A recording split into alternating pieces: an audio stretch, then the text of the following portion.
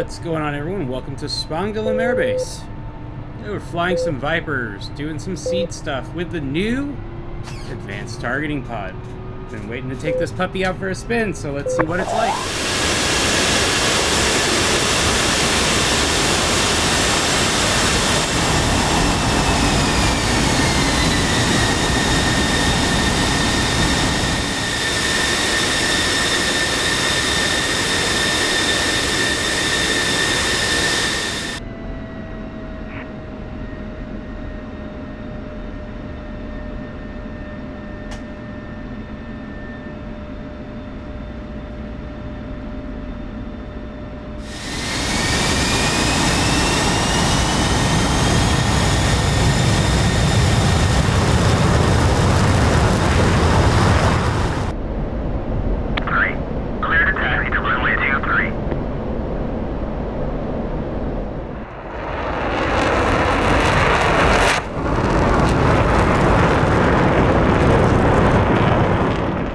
So I've been waiting for the sniper pod for a long time, or the ATP, as some call it. I think it's going to be an amazing addition to the Viper. I think it was supposed to go to the Strike Eagle, but, well, we just won't talk about that right now. Anyway, it probably won't be present on the A10. Even though the A10's capable of using it, I think ED is pretty much the stance where they're just not going to model it for that aircraft. That's fine. We've got it on the Viper, and I think that's a very good, unique thing for the Viper. It's going to help us a lot with seed, too. Which is what we're doing here today in Germany. Kind of a Cold War gone hot scenario, except it's not so Cold War. A little bit more modern. Just kind of going for like Desert Stormish times, late 90s, early to mid 90s, which predates our Viper a little bit, but that's okay. We've got an AGM-88 Harm and 2 CBU-105s. So we're going to be suppressing 3 known SAM sites, an SA-3 and 2 SA-2s, just east of the Fulda area. This is a big multi-aircraft mission. We are leading the charge. We'll have Eagles flying cap, F4s, F-16s, Tornadoes, the whole shebang. They'll all be here, and we're here to make sure that they don't have too much trouble getting to work. Now let's power on our babies. Alright, arms on, CBU 105s are on, and what I like to do is throw the pad up here and the weapon.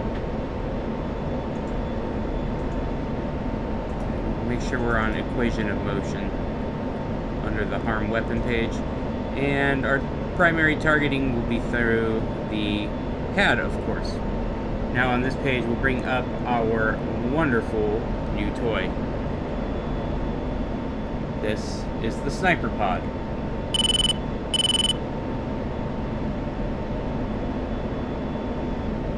So here we are in TV mode. We'll stabilize to area track here so we can go through the pointer options. You can see a pretty cool little farm down there. And we're selecting through. Now watch this. We're going to activate XR processing, and to do that, I'm going to double click the cursor zoom function, and there you go, it's processed.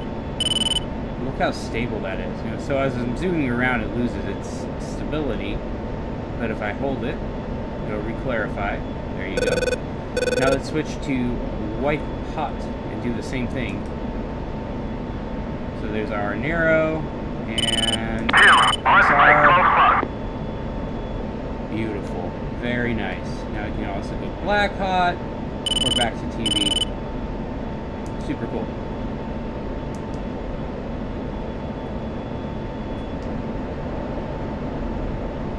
Alright, continue on our path here.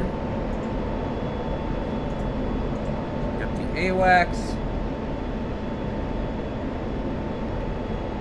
Interestingly, when you are in XR mode, you lose the ability to zoom in and out further, probably because it's done that for you. So here's a manual zoom from 1 to 4, and if I double click XR, it takes me away from that. We can stabilize. I mean, I feel like the XR processing is much better than the 1 to 4 zoom anyhow. So that seems like a winner. Alright. Keep it in white hot mode. Let's see what kind of trouble we can get into.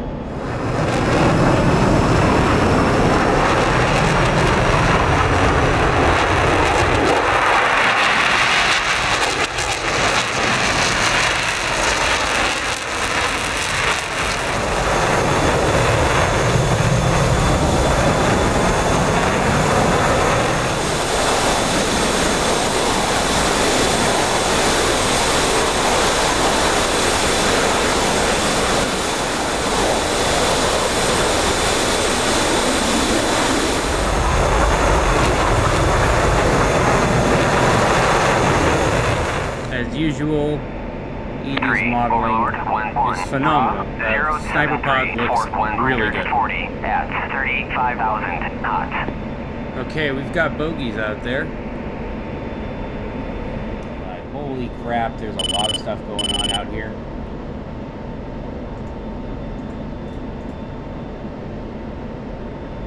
Okay.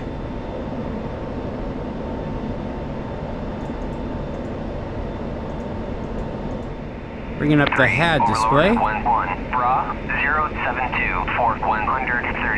And what I'm going to do here is, so we got a search radar way out there. You can see that it's trying to find it already, but it keeps dropping lock. So I'm just trying to see if we can get anything up on the HAD. Significant miles here between us and any threats, but if I can build a picture and possibly identify the sites early. So what I'm going to try to do is see if I can get the wingmen to help me spot this thing. So I've just selected the donor asset, and I'm hoping that the wingmen are going to move into position to help me spot this thing. It doesn't seem to be the case. When you do a TDOA, you're basically having your wingmen change points so that we can all triangulate the source of the radar more efficiently and very quickly. Alright, so I'm going to go master arm hot. We're getting pretty close here. Things will get spicy, so let's look up this search radar and see if we can get better. Look, oh, they're playing peekaboo. They're playing peekaboo down there, guys. Okay. Try TDOA again. Okay, on our RWR we have a 3 and a 2. That's indicative of the SA3 and the SA2 that are ahead of us. Trying very desperately here to get our donor links to go. Oh, let's drop that. There's the real prize right there, the SA3. We do have 29 nails on our RWR as well. That is something to be concerned about. I think we're going to be okay. It seems like they're going straight for the Eagle cap, which is to our left. Okay, TDOA activated. You can see we have a confidence of 180 feet on PGM2. So let's bring up the sniper pod. Now we're already in white hot. So if I zoom in, actually, let's go TV, yeah? Zoom in, and now let's double tap it, and we'll get XR processing.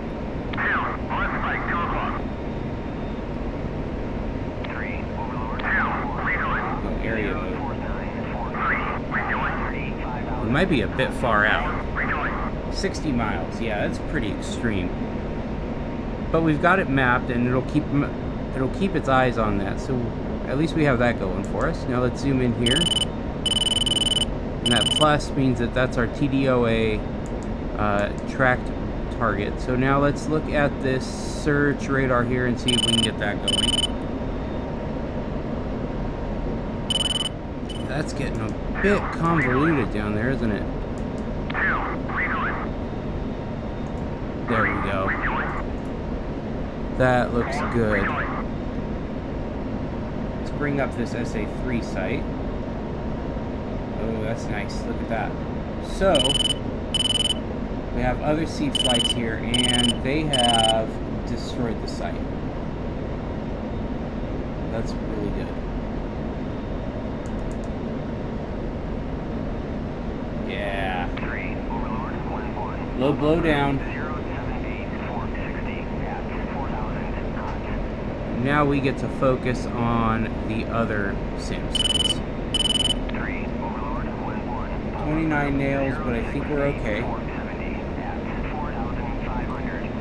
Let's try to TDOA this search radar again. Alright, let's start trying. Oh, wait, there's the prize. There is the prize. Okay. Boys, TDOA, please.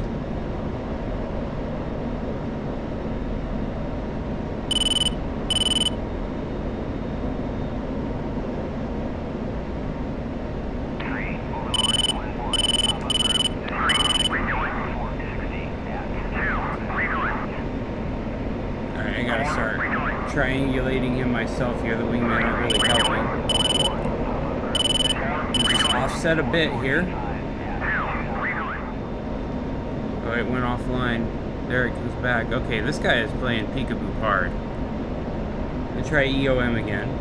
And TDOA with the flight.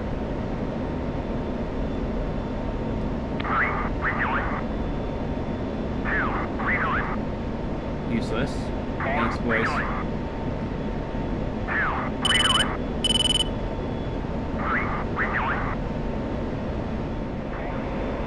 There it is. Okay, we got him. 11 miles. Luckily, he hasn't launched on us. Let's shoot off this harm.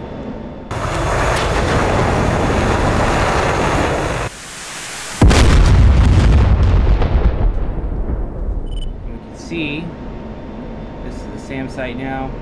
Let's go area track, and we'll do XR processing. We still have some spicy stuff down there.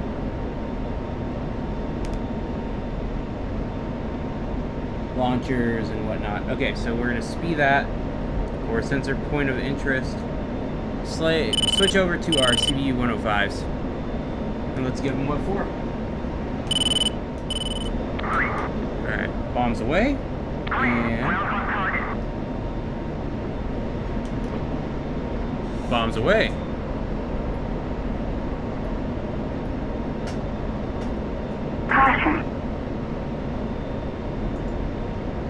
Source config set up correctly now. So we're going to do XR processing. You can see we've got trucks, launchers. That's black hot mode. Let's go into TV mode. Oh, the bombs are the parachutes are deployed on the bombs. There it goes.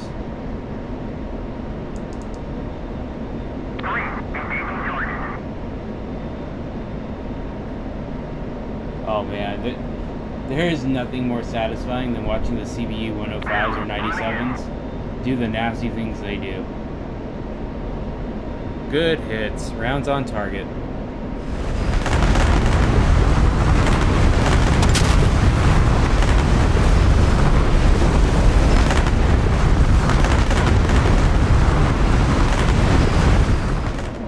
One thing I didn't touch on was the multi-target track. So it's pretty simple to do, although I don't know that I have the opportunity to do it anymore. Let's see. Alright, so we are looking at the SAM site. Let's go multi-track. We'll zoom in Alright, so let's see how this works in practice. We're going to go TMS up, and that'll select a target. TMS up again.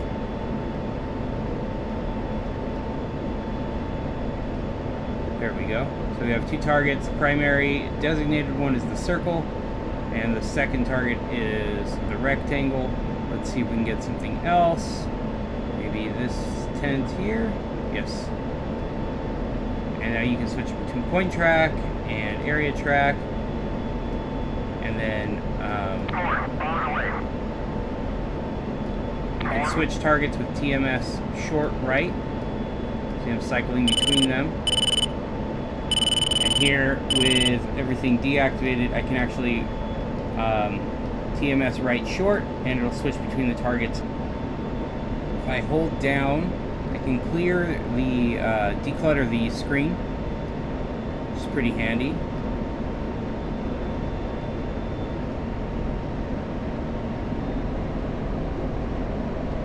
And TMS up long to cycle the targets. Easy peasy and very handy. Let's turn off multi-target track. Cursor 0, and go home. That, my friends, is the Sniper Pod.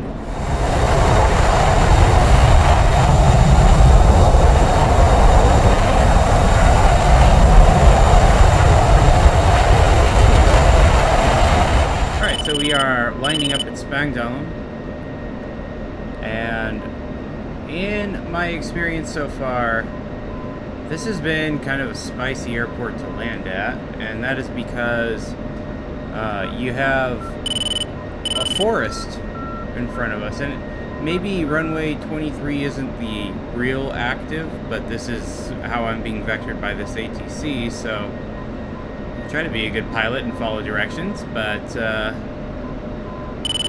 who knows? Yeah, I'd be very curious to know if runway 23 or 05 is the primary runway based on wind and all that, obviously, but I can tell you that these trees make this approach kind of spicy, because you got to come in high and then drop altitude pretty quickly. Altitude. Altitude.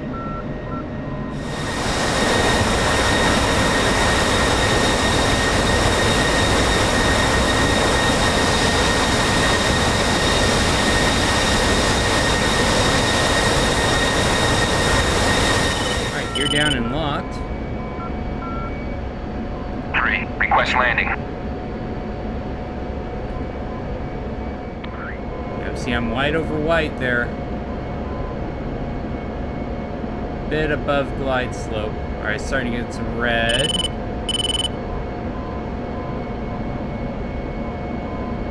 Alright, there we go. Right on target now. You see how close we are to these darn trees? It's kind of scary. Kinda scary. Alright. Start our flare. Nice and easy. Okay, yeah, I'm pretty happy with that landing, actually. That was pretty good. Aero braking. And we're down.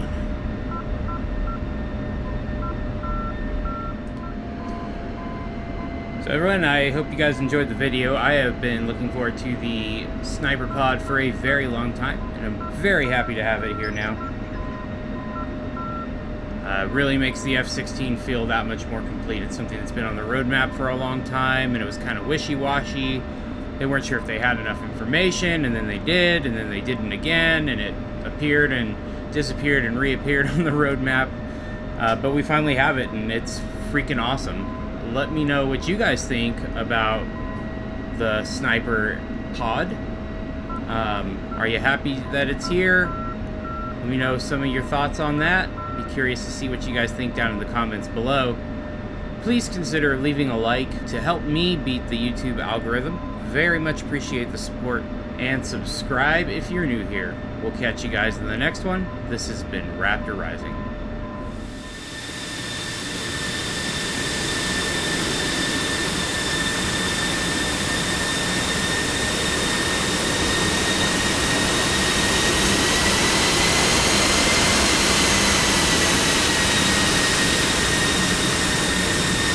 you're out. If you want to experience DCS the way I do, be sure to check out Pimax Crystal Light Virtual Reality Headset. This awesome little headset gives you insane clarity and resolution at a pretty reasonable price. And right now, if you use code Raptor_gift, Pimax will give you a free accessory to go with your headset. They're also running a promotion through the end of the year, where if you have proof of purchase of many different headsets from a competitor, Pimax will give you an awesome discount on the Pimax Crystal Light.